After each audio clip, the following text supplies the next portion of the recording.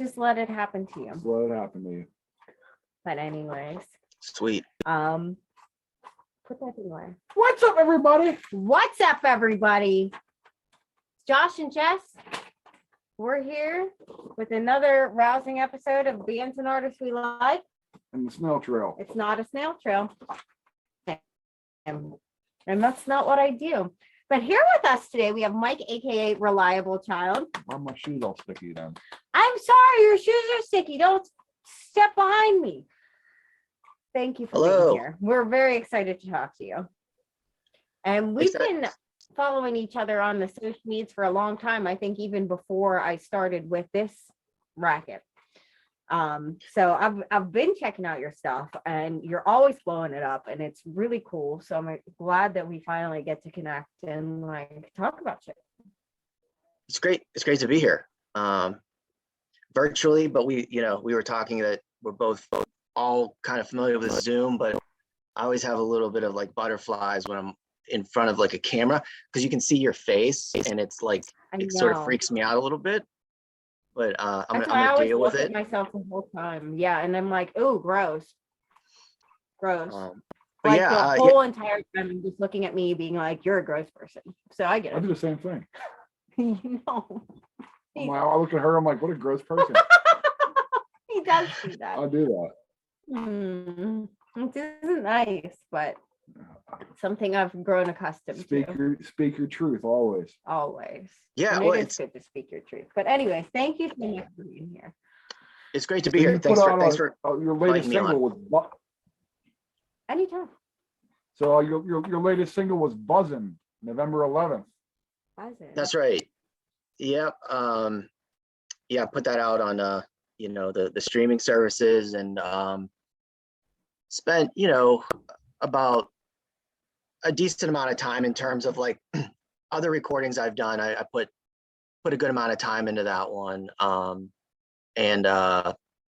Yeah, it's kind of it's kind of my version of a folk song, like kind of reminiscent of some other Dylan-esque type of songwriting and production. I really tried to grab a hold of that and realize it, when I was doing the recording. But yeah, Buzzin's the tune that's out now. I really like it, and it's gotten a lot of attention, and I can see why. It's really well done. I get what you're saying there, and I like that. Obviously we're like very different styles, but like it's just it communicates well. I like the Dylan reference, and I love it, and a lot of other people do as well. Like I saw it was getting a lot of plays, a lot of attention, and it's cool. Like I like not only your music but the way you market yourself. I think that's really important. I don't know if it's too early to talk about like the team effort, but I mean, it's kind of, it's a solo release, and I consider myself, a songwriter that's writing my own music and recording it. But it's, with the help of a bunch of my friends, and all the pictures and things that I try to post on social media is really, it's friends coming by and saying, hey, the album art for Buzzin' in particular, I don't know if everybody's familiar with the murals around Pittsburgh. That was a sort of a brainstorm idea on some Sunday night. My friend Adam, who also records and plays music, and is very supportive, and I mentioned him as a producer, even though I'm interested in what your definition of producer is, but basically somebody that'll listen to your music and be honest. But he's like, we should get some photos, and basically stood in front of that. There's a mural on Butler Street in Lawrenceville that's was one of the ones that is, I think, if you look at it from who created it, this was a person that was very creating murals around other parts of other cities. And at the time it was kind of controversial because it's this big, like basically like a traffic kind of scene. I forget what was there before, but when they put the mural up, there were people like artists type people and maybe band type people around town that were like, wow, maybe should have commissioned a local artist to do this one. Yeah, but I mean, but it like pops. It's a very vibrant, It is. It's nice. I have seen it. And the thing is, it's just like, I do get it. And you want to support local. But in the same breath, it's just like, just let the fucking person paint the goddamn thing. I don't know. And if they would have, if they would have supported local, it would have just been Baron Bash. I'm sorry, Baron Bash. Baron Who's Bash. that? Oh, Baron Bash. Okay. Oh, okay. Yeah. I don't know. With elephants. I like that guy. Yeah, Put the elephants No, everywhere. he's really good. No, That's that a wasn't quite slam on him. Wow, you just slammed him. Fucking space slam. Hot take. That's a hot God take. hates unicorns, hates Baron Bash. I was not aware. But we don't hate Baron Bash. No, we don't. I met him once or twice, and he just seems like a nice fellow, and he does great art. But he does get a lot of the commission pieces in Pittsburgh. Yeah, So take that and shove it, Baron. Yeah, fuck you, Ben. I was gonna say that that's a cool way to, you know, move on from professional sports, is to be, you know, guess, you know, graffiti artist or mural, you know, Yeah. visual artist that on, you know, outside on buildings. I do like his stuff though. He has that, is it like a saying of like free or something? Because I kind of maybe bit off that a little bit, because I have this guitar and I wrote free drug on the guitar. And there's definitely a mural that he has. It's either like an elephant or something, you know, it's either usually an animal, but Yeah, down in the usually has strip elephant. district. He has other stuff too, doesn't No, yeah, but like it's like the sun heart from Zach. Yes. It's like you're gonna be an elephant somewhere. he? Zach. Zach? No, we're I'm not. just kidding. We're not going to that. Yeah, but Baron Bash used to have that art studio on 8th Avenue in Homestead. But anyways, I'm all, no, I don't know if I would go. I don't transition out of it, but yeah, I love like street art, graffiti. There's a ton of it in Pittsburgh. I mean, whether that's something that the you know, the people in the places that could get rid of it or whatever. I mean, I do appreciate it. It's cool to go along like the river trails and see what's going on, you know, on the walls by the train tracks, and especially when you go out on a boat. Like my brother has a boat. There's a lot of crazy graffiti like along the waterways. It's like, I'm like, who are these people? It's pretty bold. I'm so impressed. Like the amount of effort it must take, because I remember being in high school with like my little spray paint. I'm like, I'm gonna write my name, you know, and it's like, and that's like not very easy. But no, it's not. It's an endeavor. And I am very envious of people who are like, not, especially people who are like, I'm going to make a mural even though I'm not allowed. Like, fuck it. Yeah, no, I there's like a lot to be said about it. It's I mean, there are things that I like, you know, to entertain myself with, like documentaries about artists and stuff. Definitely watched a few on, you know, street art, graffiti, you know, and the era like of, I guess, New York City, you know, painting on subway cars and things like that. I mean, it's like, you know, what is the point of creating art? That's like, as a question, that like a graffiti artist is a good example of that, because the motivation is sort of like not tangible. It's not connected to money. They maybe not even connected to like status that much either. It's just like, we want to go out and paint like the craziest shit ever and to impress our friends. It kind of seems like that, you know, has some of the motive there. But I feel like that's, honestly, we'll segue into music. That's a lot of the reason I like music. Is not like, it's not, believe it or not, we're not like raking in 6 figures from what we're doing. You're not. You're not. I am. No, I'm kidding. I was gonna say, are you? I just don't show them the No, I have no reason to pick up guitar at all. I not saying that, I don't want to insinuate that financially speaking, that's not true. But sometimes I think it's like, you know, it's not like rolling a boulder up a hill, but sometimes I'm thinking like, why would I choose to do this? It's tedious and time consuming. It stresses me out sometimes. And some people don't think it's a good look either, you know. Tried, you know, dating somebody and saying, hey, you know, I like playing music, and see, I mean, my experience has been, I don't know, it's been it's been either I basically have stuck with people that embrace it, and then people that are indifferent, I sort of gravitate away from. Yeah. But you know, Who's like, I mean, I guess like who's like, oh my God, guitar? not too many people, to be honest, but it. Like, gross. Drums, yeah.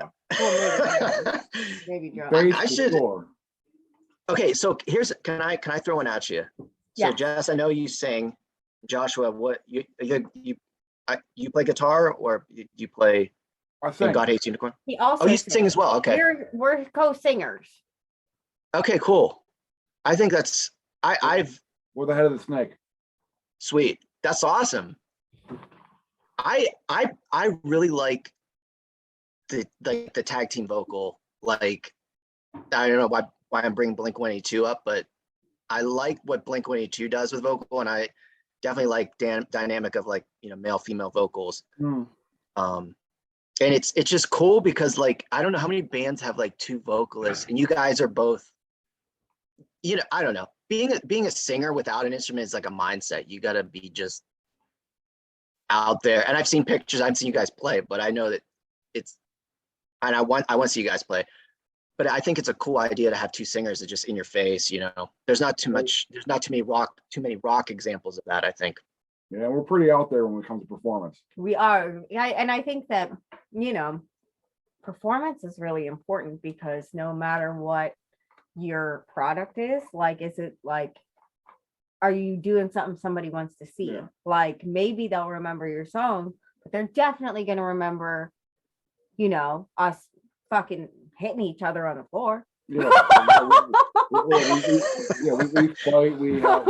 It's a whole thing. We try to put on a stage show because, you know, if the sound sucks or if whatever happens at a show, it's like you might forget it. The song might sound like shit.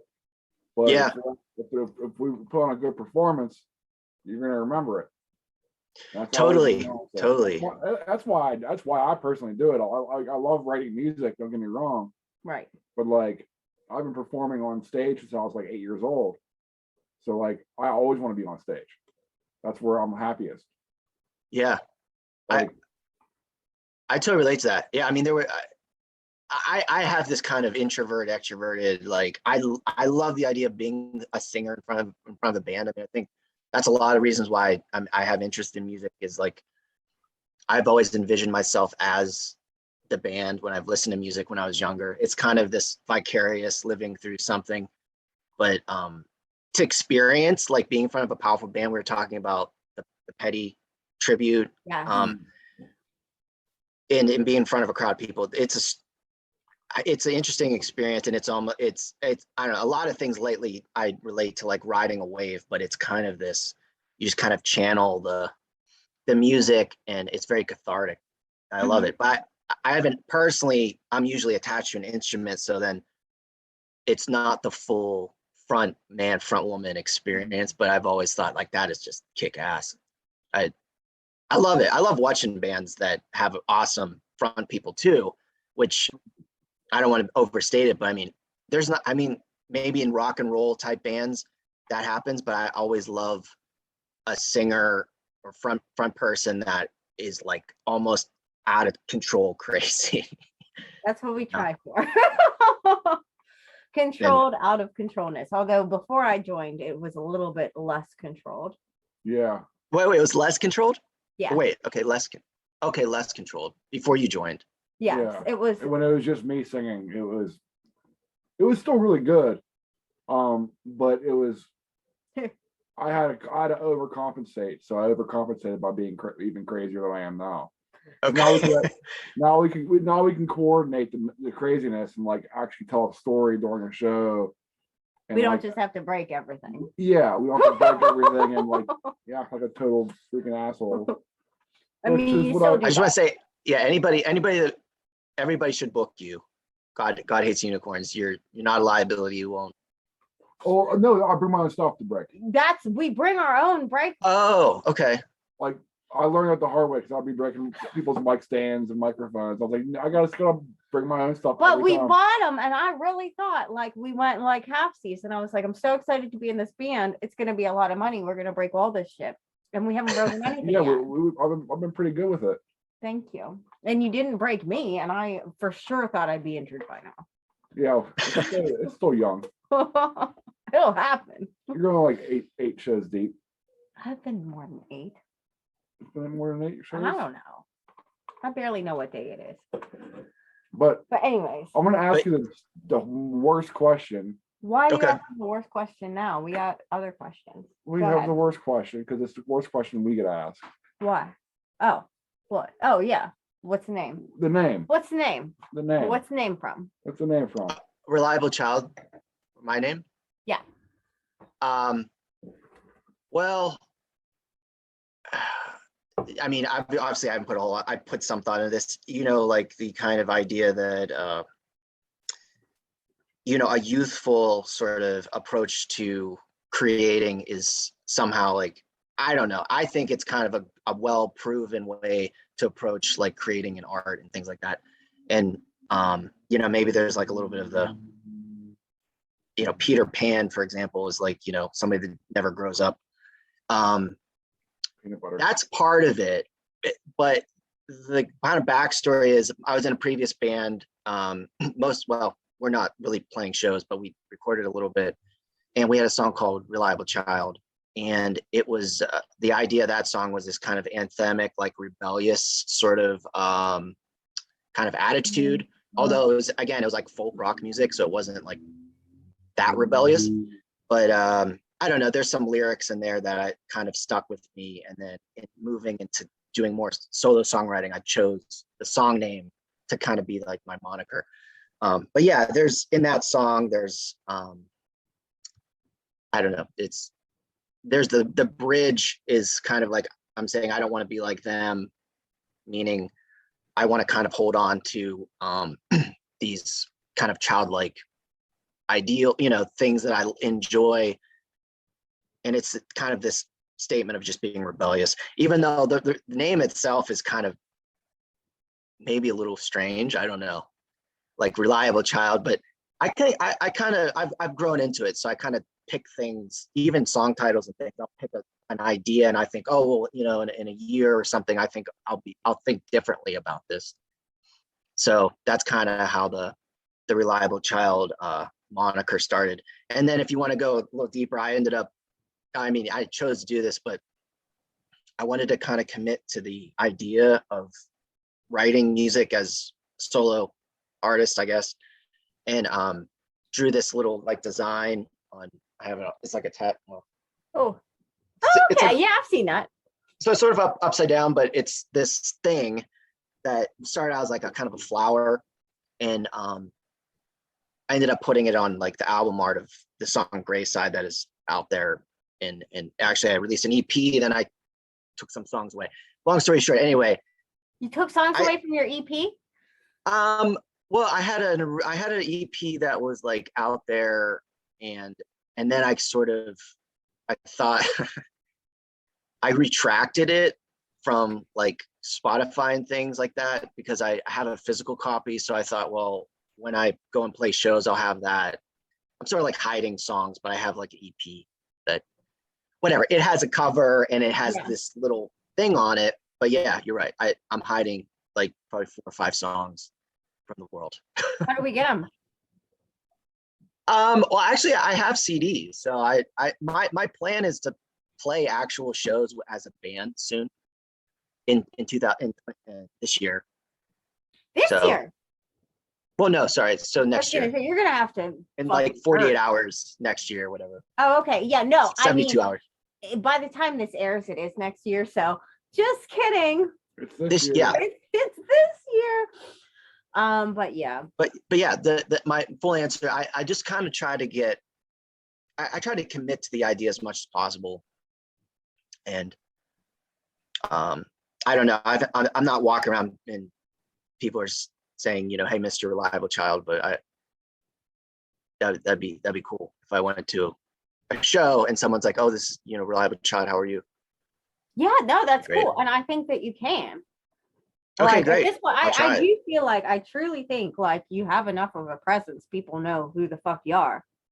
So just own it and be like, I'm Reliable Child. Hello. Yeah, I don't know who all would be watching this, but hopefully, whoever's watching it. But I have a friend of mine. His name is Jules. He's played the drums. He used to play at Shadow Lounge for their Oh, kind of okay. jam, open mics. And I ran into him at Belvedere's one night, and it was just funny because it was a long night of drinking and roaming around. I haven't seen him in a while, but he referred to himself as the Prince of Lawrenceville. And then I thought, well, maybe I should take that and just tell people I'm the Prince of Lawrenceville. Jules, Just to kind of, are you gonna let him get away with taking your throne? We need to rally Jules. We're finding I him. don't think princes have thrones. I think they do. I think they at least have a fancy chair. Jules, He's Hit us up. he's trying to take Jules advantage Colson. of it. your fucking fancy chair. Jules Colson, he's out there. I mean, he plays chess I'm calling him out. Jules, I need this nickname. Prince of Lawrenceville. Jules, Maybe what is it worth to you? What's the dollar value for your name? And we need to know it. So tell us. Okay. Email us at God Hates Unicorn Sucks 669 or something. Just drop in a DM. I don't know. All right. We need to know. Reliable child. Here we go. But anyways, so we had touched on the Pittsburgh Place before. You were talking about doing Tom Petty, and I think you may have done the new one. The new one? Yeah. Oh no. Well, I went to. Oh, you did. You just went to the new one. Okay, got it. I just went there. Yeah, I went there a couple nights. It's great. I shout out to Pittsburgh Plays. I mean, it was We love it was Pittsburgh Place. it was. Pittsburgh Place. Wait a second. No, fuck you. Get Mike back on. I could have. I guess like. Go fuck I- yourself. Actually, you're about to get a promotion. What's that? You're about to get a promotion. What's Oh, the great. promo? We are going to take their Oh, idea. yes. I forgot about this. We're gonna steal the idea. We're gonna do our own. Yeah, we're gonna do our own. It's gonna be called Unicorn Plays. You'll always be on it because it's the better Okay. one. It's gonna be Great. the better one. We're trying to figure out who we want to do. I mean everybody, but I mean musically. Yeah, musically. Like we're thinking like Bowie, Zappa, Somebody fucking good. Trent Reznor. That would be nice. Like do like something that they probably wouldn't touch on. Because they're lame. No, you guys Yeah. are like, are you lame? I Get Mike on there. Whatever. But yeah, yeah, a couple of. I was thinking this along the same lines, and I forget the name of the band. I think it was just like, what other bands could you do a show like that for, or use their music for? But yeah, I don't know. it doesn't. Yeah, it takes none and none anything. We just say we're doing Nick it. Cave was another one we're talking about. That's gonna be tough. But No, it won't. yes, it We will. got fucking Mike. We got Mike. You're fucking doing this shit. Yeah, and he's Okay, a yeah, songwriter. Tom Waits would be good. That would be good. Oh, that'd be great. Yeah, that would be great. Like some off kilter stuff that people it wouldn't touch doesn't- on. The thing is, like, just book a venue and say that's what you're doing, and then get people to do it. And Yeah. everybody's gonna want to do it. It's I not re- that hard. I vote up the Tom Waits. I love Tom Tom Waits? Waits. Tom Waits. And you don't even need you could almost grab anybody for that. As long as you have like you don't need like the best people in Pittsburgh. But we playing- already have best people. Oh no, we do. Well, at least we're the coolest. The coolest. But you don't need hey, I can freaking solo for 20 minutes. Yeah, No, no, you we- play in Tom fact, Waits. we- You're good. We Like, prefer that you don't. can you play these 5 chords and sing like you're smoking a cigarette? Yeah, Like yeah. I'm sure it'd be challenging too. I mean, he's just yeah. kind of. It's he's this. brilliant. Yeah, this is earlier. The more piano ballady type music. I'm thinking if I tried to learn a Tom Waits, maybe I should try to do that. Learn a Tom Waits song on the piano would probably take me like a month. Mm. We'll give everybody Tom. Leonard Cohen would be another one too. Mhm. Leonard Cohen will be going. But yeah, we're just spitballing the idea maybe a few months ago. And Yeah, I think. Yeah. I could throw out as a fan, I guess, or something that's I thought the Fleetwood Mac catalog and the choices, the songs they played, and all the musicians that learned the songs, I thought it was like really, really well done. Like, Oh yeah, they are always well done. I've seen all of them except for this one. And the vibe, I hate to use that word, but this kind of Fleetwood Mac's music is so like inclusive and like feminine. It's so like, I don't know. This is just sounds like hippie, yes, but the lyrics and everything about it, it's just this supercharged like women rock kind of vibe. I think that's what I was, and it's kind of like a breath of fresh air in terms of, maybe doing, I don't know, whatever, Rolling Stones or something. That'd be a little different than doing Fleetwood Mac. And I like that, because they had the Tom Petty, then they had Paul McCartney, and now they have like the places for the female vocalists. Why weren't you invited? Because I don't sing good. Yeah, it's a really good question though. Like, what is it? It's because you're pulling from that catalog of music, and Fleetwood Mac, I think, like it was great. I mean, I have to say that, but I like the way that the audience reacted to it. I just thought it was like, wow, this is like, it feels cool to be here, Yeah. But I go to a lot of shows too, and I'm not too picky about it. Like I'll go and I live near Thunderbird, so I'll go there a lot. And 9 times out of 10, I really enjoy whatever's going on there. But I don't know, in a way, I'm kind of snobby too. But if I go to a show and I'm not thrilled by it, I probably won't tell anybody about it. Yeah. No, well, you're not going to go and be like, I went to a show last night. How was it? Shitty. Sucks. You have to come to our Valentine's card. Oh, you're gonna. I'd love to. I know this is a big commitment to get. Well, I mean, I'd love to. When is it? We're playing February 19th with Cativo. At Cativo with Sierra Nice. Sellers, mind you, and Great. Yak the Atlas and Yak the Atlas. Yeah, don't tell me after like Yak the Atlas. And I've. Did he I show mean, his nipples? If not, I don't know if he he showed gets nipples. an afterthought. Well, he can redeem himself. I'm not sure if we asked him to show his nipples or not, but if he did, You hear us Yak on nitpick. Okay. Make it happen. I think that's an awesome lineup. Yeah. No, he's in a wonderful. roundabout way, I've seen. It may have been the same show, but there was a Back Alley Sound did a show. Oh Yeah, we talked to those fuckers. We're somewhat. Wow, dude, how does he? I don't want to talk about that. The lead singer, I haven't really talked to him one-on-one, so I don't want to just be like spout nonsense. But his ability to memorize lyrics is insane. Oh yeah, he's really talented. Cole, I think. And yeah. What? I'm sorry. What's his name? I think his name is Cole. Cole. Okay. Cole, they call you guys by Shark. So, Shark. That's right. Okay, that makes sense. I mean, I was gonna go. He had a nickname, but yeah, that was a cool show. Sierra Sellers was on the bill as well.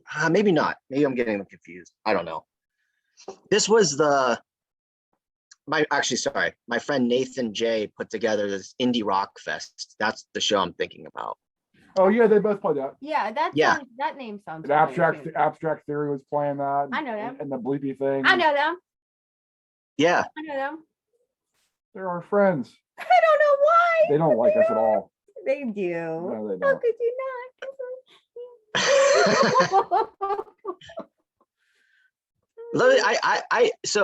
So I'm just kind of, Instagram is the wild world of the internet, but like you guys, I think we have some kindred like spirit about either making music or I don't know. I don't want to say I don't describe myself as a very like selective person. Like, I mean, especially with music and things like that. So I'm not like, I don't want to say I'm not a snob, but sometimes I feel like I am. Whatever I put out there, it's like, I always think, oh, this is the best shit ever, but maybe, obviously not everybody gives a shit, but the way you guys are interacting with local musicians and just the fact you invite somebody on to talk about music and, local music and stuff is really cool. It's so important. Like, what are we all gonna just We're just like trying to- fist fight in the fucking parking lot? we're No, just- it's so cool to We're just trying to give back. No, shut up. We're not We're trying to give back to the musical community. No. We're definitely not trying to get our name out there more by talking. to I other people. like talking to other That's people. definitely not because- what we're trying shut to the do. fuck up. We started doing this with the pandemic. After I started in the band, we were thinking of like new and creative ideas that like we could connect with people still. And I love doing this because it's like we're all grown-ups and like we both have kids, we have families, we have lives, and we can't go see every fucking show we want to see.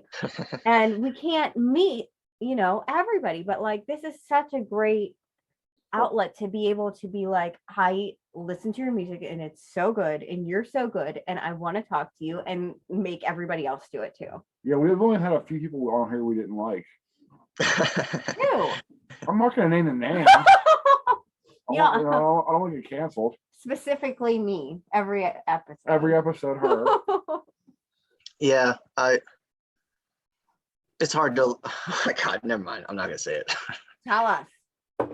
Who do you not like? Who do I not like? Yeah. Hot take.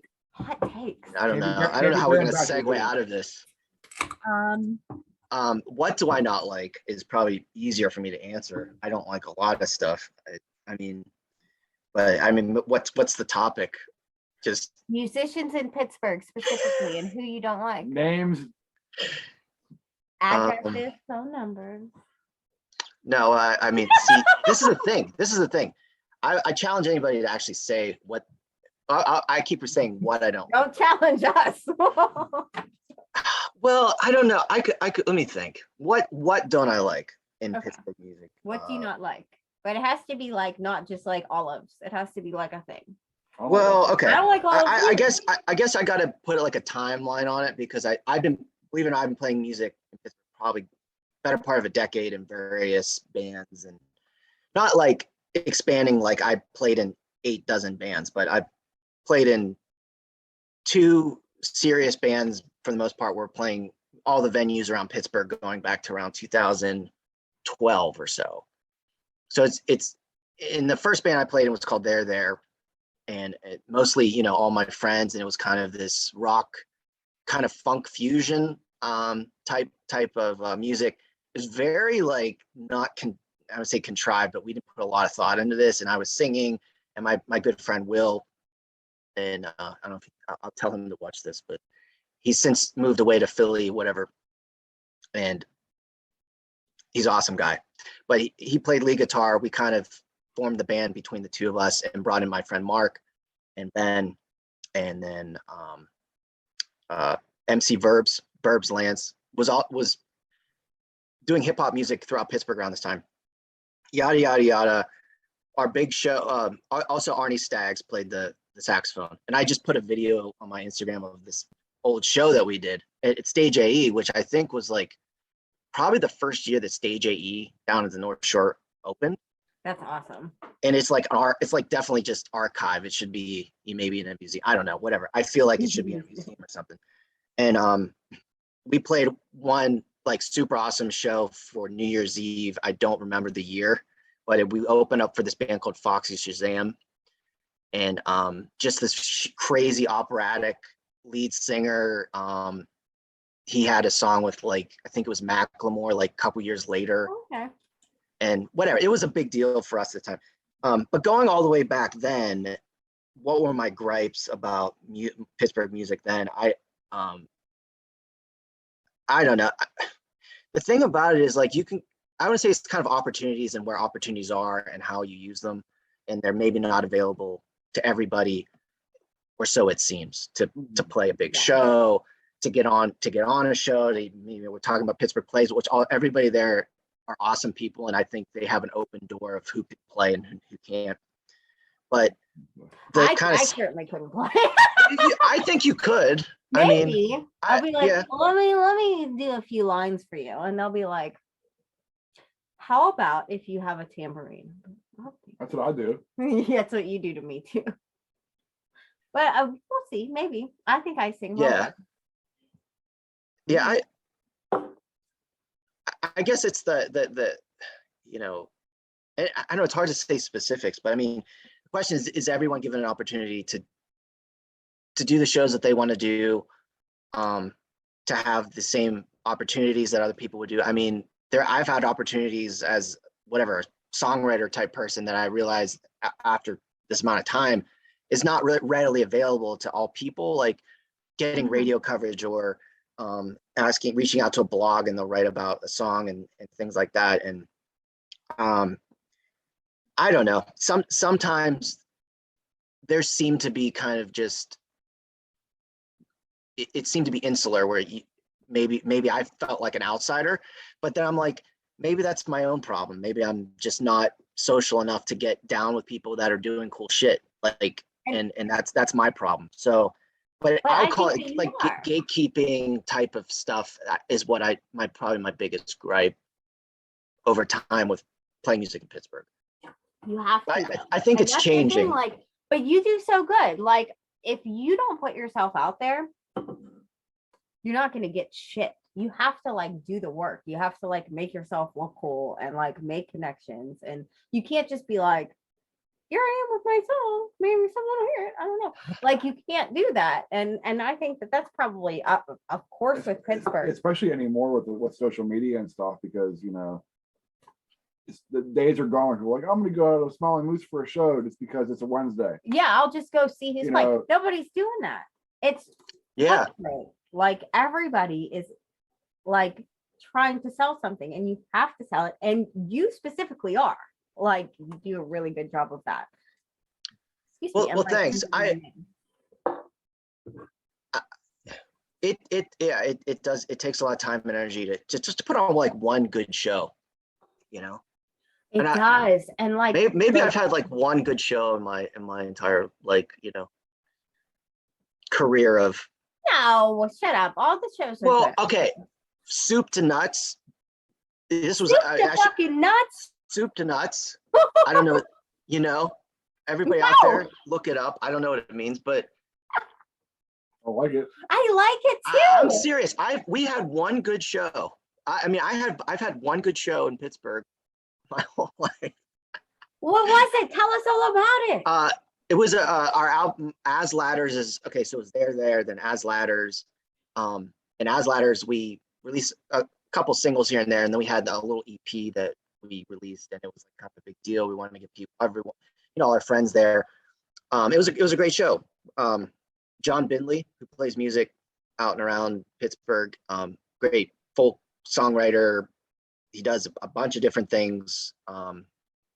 You know, there's a honky tonk jukebox show that he did at the Elks in the North Side for a while, but he's approaching music from a professional level, getting people out to shows, doing a great job. So he was on that show, and then he invited his friend, his name was Tyler Westcott, who was like touring around and doing folk music. So it was a three groups, you know, As Ladders, John Binley, and Tyler, and it was at Howlers, and it was just a cool night. You know, Howlers I mean, it's just sad that it's not there anymore. And the whole thing is sad. Everything's sad with and how important Howlers was and how important Mary Jo was to, you know, people in the music community. And I don't know, sure people have heard that, you know, she had passed away. Yeah, and yeah, she was a pillar. And it, for all those reasons, like all the above reasons, it was a good effort on everyone's part. People were there, you know, some people, you know, bought some CDs, and I actually left that show thinking, wow, I don't know. I mean, that's about as good as I can do. That was great. I mean, people walked away with a little bit of money. It was, you know, it's Howlers, so like, you know, you whatever. Yeah. People just kind of give you some money, and it was cool. And I love Howlers. I mean, I loved Howlers. It's like a landmark. Most people, you know, if they hadn't been there at this point, or at least know where it is, it's I don't know. It's hard to describe Howlers. I'm sure everyone has their own experience there, but yeah, I love Howlers. It was a cool place. It was, and it's that's one of those things. It's weird to think about things changing. I mean, places leaving and people leaving and life, being Yeah, different. yeah. I know. It's I don't know if I mean it's a heavy topic to talk about. I mean, I would just say, condolences to Mary Jo and her family and all the musicians that knew her and loved her for what she did and what she contributed to people that just want to, get some instruments and go play a show. Cause really that's what, I mean, all these different scenarios I'm in playing music going back a decade, we have always played howlers. It was always a thing to play there because it was so accessible. And it was that was kind of the deal. Like if you had a band, you could play there, Yeah. And that's what she made that happen. So yeah. A lot of people got their start there. Yeah. And if I throw a gripe out there, I don't know why the stage was like that high off the ground. It was always weird. It was like an unusual height, but you You get like a picture of a band at Howlers, you just see like people's knees. I mean, yeah.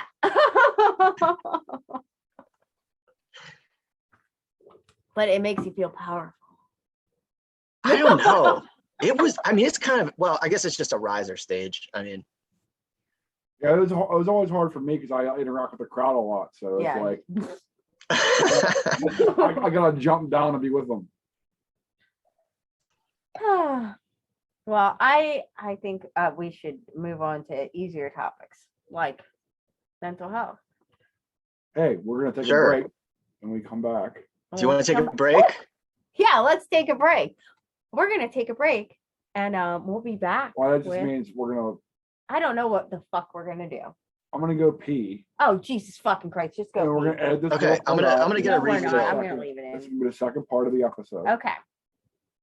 Okay, we'll reconvene in a couple minutes. Okay, reconvening. You may pee as well. Okay, thank you.